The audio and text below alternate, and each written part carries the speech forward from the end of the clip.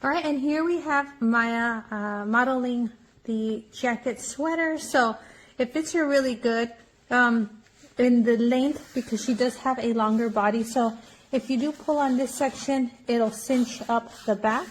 So if your dog isn't that long, that's a great option to have. The front is a little baggy, but it's because she is a very thin dog. So I do like that it's not so form-fitting, so that way she still feels comfortable with walking.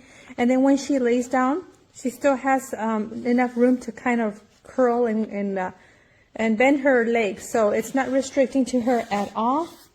So it's definitely going to keep her warm, especially in the winter weather.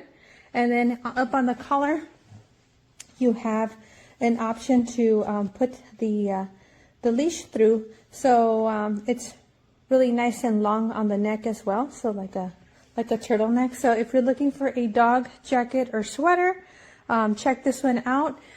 It is like a fleece material here, and up here you have more of a windbreaker warming material. Come on.